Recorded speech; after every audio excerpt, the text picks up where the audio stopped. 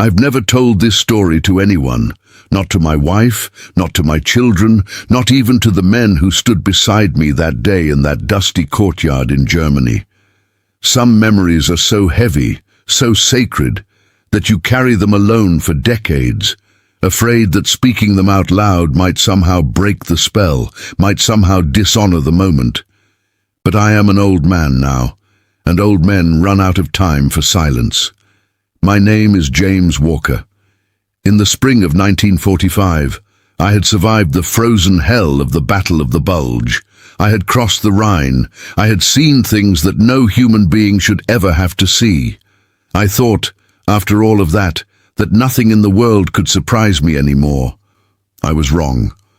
What happened to me in April of 1945, what General Patton personally ordered me to do, changed the entire way I understood justice, humanity, and the unbreakable power of a mother's love.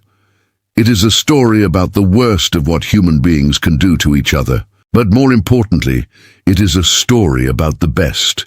And it begins with a direct order from one of the most feared generals in American military history. We had been moving fast. Patton's Third Army moved faster than any army in the history of modern warfare, and the general himself was the engine driving all of us forward at an almost inhuman pace. He was obsessed with speed, with pressure, with never giving the enemy a single moment to breathe or regroup.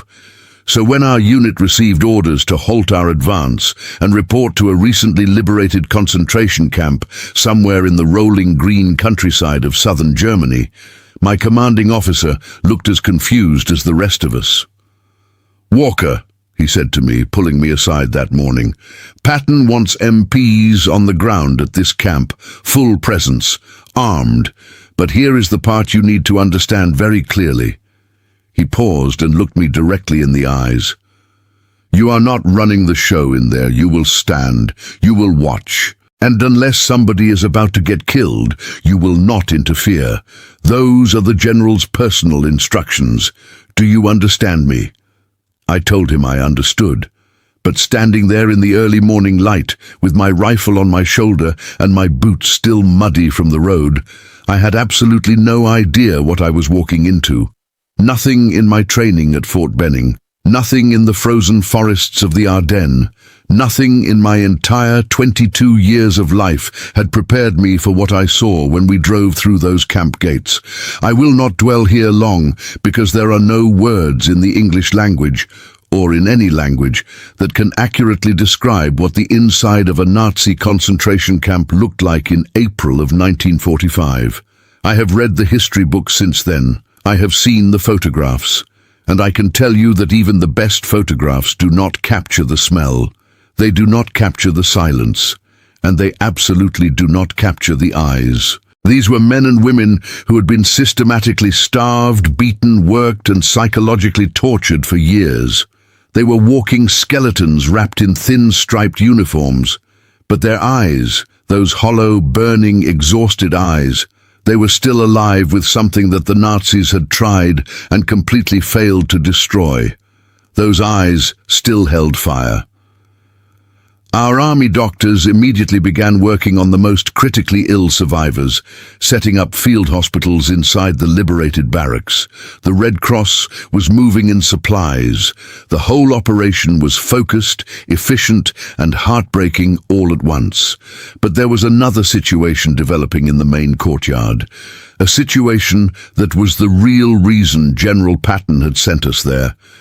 In the dirt courtyard at the center of the camp, the survivors had set up something that I had never seen before and have never seen since. A court. A real, functioning court.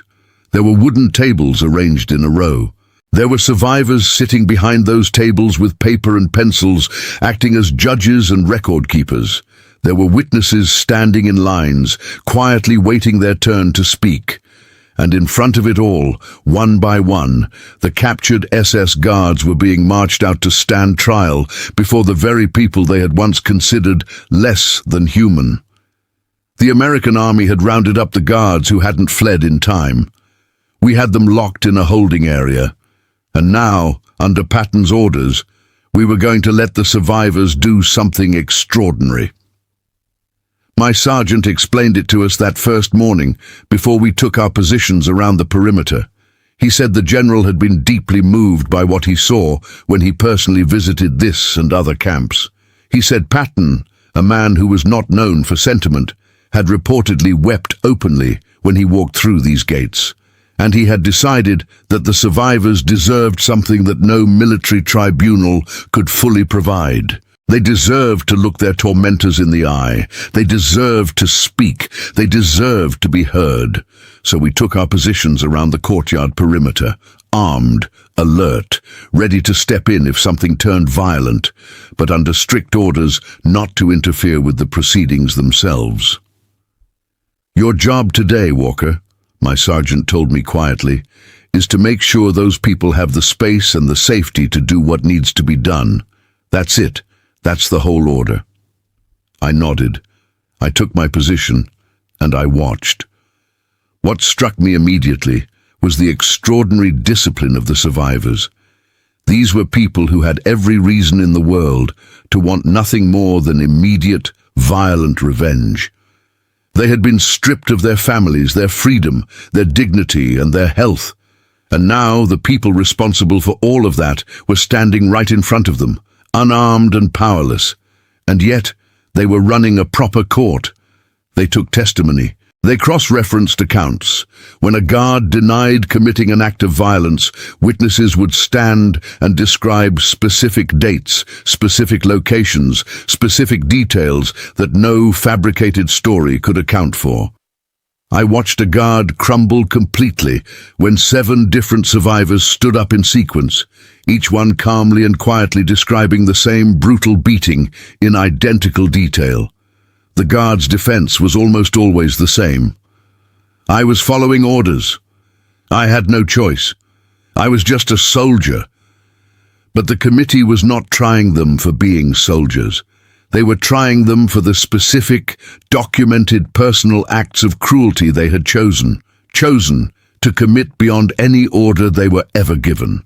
One by one, the cases were presented, the evidence was recorded, and the findings were handed to the American military for formal processing and sentencing.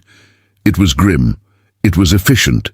It was, as strange as this sounds given the setting, deeply dignified. But then, on the second afternoon, everything changed. I was standing at my position on the eastern edge of the courtyard when a new guard was marched out to stand before the tribunal. The moment this particular guard appeared, I noticed something shift in the crowd of watching survivors. It was subtle at first, a tightening, a drawing in of breath, a ripple of recognition moving through the assembled people like a wave. Then the whispers started. Then the whispers grew louder. Then the voices became shouts. I gripped my rifle and looked at my partner Davis, who was stationed about 10 feet to my left.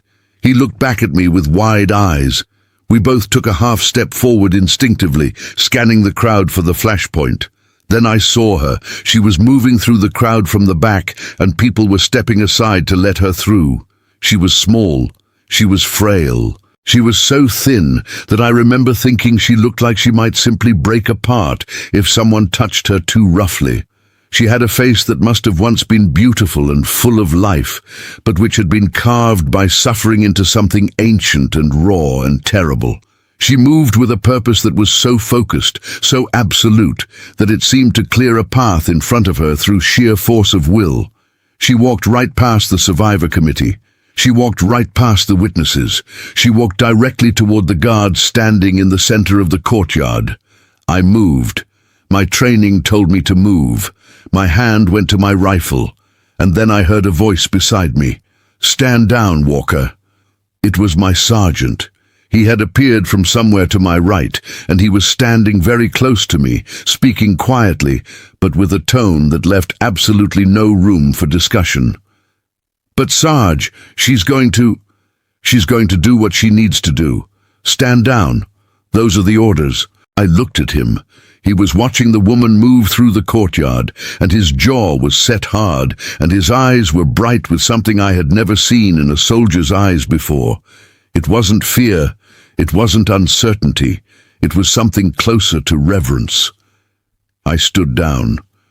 She stopped when she was close enough to the guard that she could have reached out and touched him. And the guard, this man who had been part of a machine that had murdered millions of people, he could not look at her. He kept glancing sideways toward us, toward the American soldiers, silently begging us with his eyes to step in and rescue him. We did not move. The guard finally, reluctantly, forced himself to look at her. And when their eyes met, something extraordinary happened. This man who had stood over helpless prisoners with all the arrogance of an empire behind him, he flinched. He actually physically flinched, as though the direct gaze of this one woman was more powerful than any weapon he had ever carried. Because it was. Later, one of the survivor interpreters told me what the scene was about.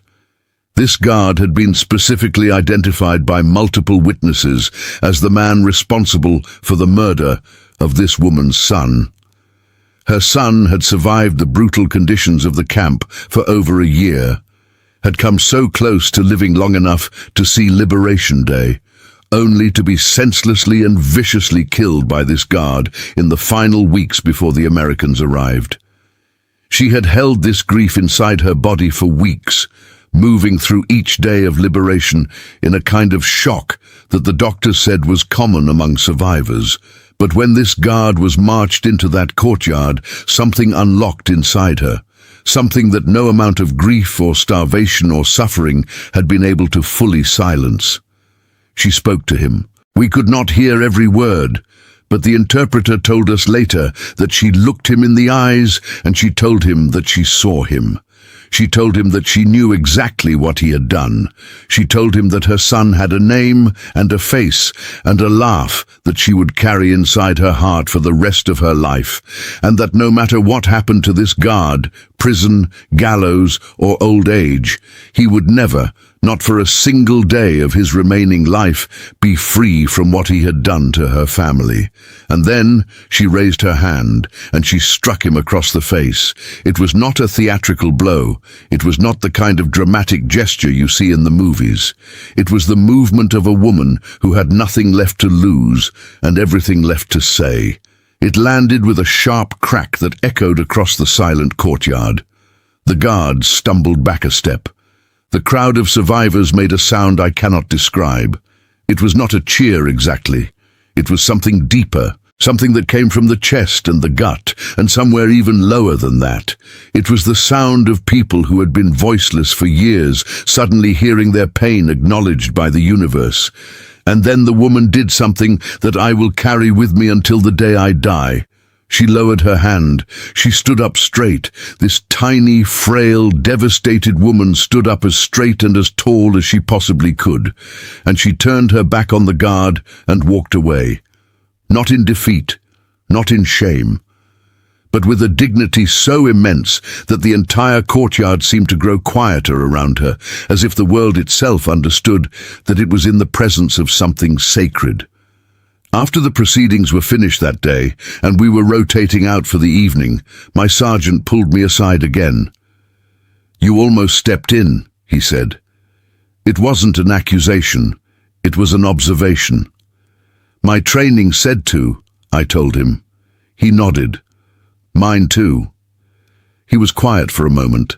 "General Patton visited a camp last week. Did you hear about what he did?" I had heard something. I told him as much.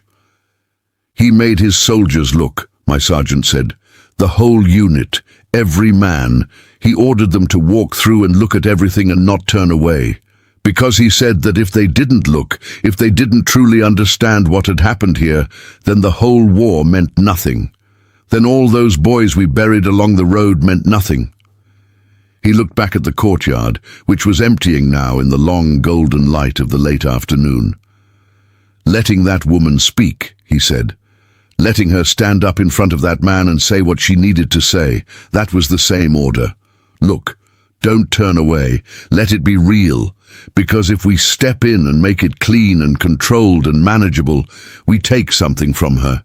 We take the only thing she has left." I understood then what General Patton had seen, that no military manual could ever have taught him, and what he had tried, in his blunt and forceful way, to pass down through the chain of command all the way to a 22-year-old MP from Georgia standing in a dusty courtyard in Germany.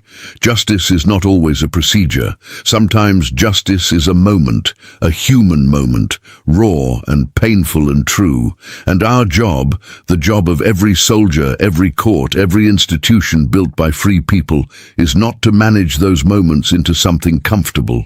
Our job is to protect the space in which they can happen.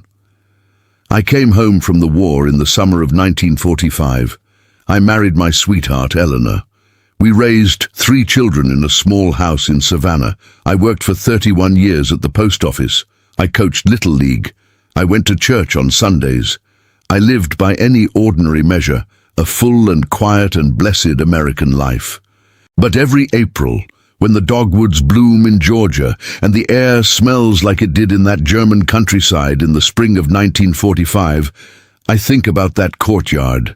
I think about the survivors sitting behind their wooden tables with their pencils and their paper, refusing to become the thing that had been done to them. I think about the guards who had stayed behind, who had chosen mercy in a place designed to murder it, and who were saved because the very people they had shown kindness to rose up and spoke for them.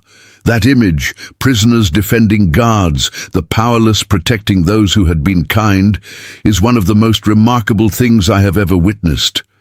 It told me something about human nature that all the philosophy books in the world couldn't have.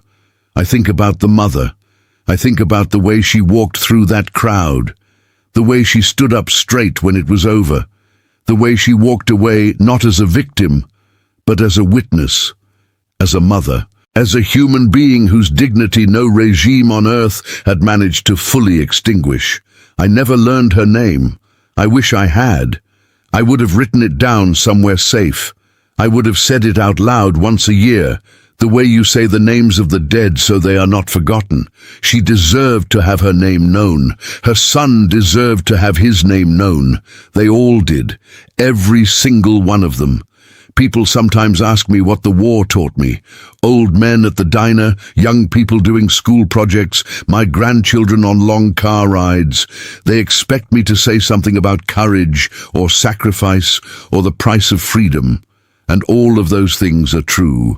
All of those lessons were real, and they cost more than any of us who came home can ever fully repay. But the deepest lesson, the one that lives in my chest when I cannot sleep at 3 in the morning, is something quieter than any of that. It is this: even in the darkest place that human beings have ever built, even after years of systematic cruelty designed to reduce people to nothing, even on the other side of loss so total and so absolute that most of us cannot even begin to imagine it, the human spirit does not die. It bends. God, does it bend? It breaks in ways that leave permanent marks. It carries scars that never fully heal, but it does not die. That mother proved it. Those survivors sitting behind their wooden tables proved it. Those rare, brave guards who chose kindness even when cruelty was permitted and rewarded, they proved it from the other direction. General Patton ordered me to stand back and let justice happen in its most human form. And what I witnessed was not chaos. It was not revenge dressed up in the language of justice. What I witnessed was survival, real survival. Not just of the body, but of everything that makes us worth saving in the first place. I have never forgotten that courtyard. I have never forgotten that mother. And I promise you this, as long as I am drawing breath, I never will. Thank you for watching. If this story about Patton's chilling order and that unforgettable moment between a grieving mother and her son's killer stayed with you, don't forget to like, share, and subscribe. Your support helps bring these powerful untold stories to life. Now I want to hear from you. What would you have done in that moment?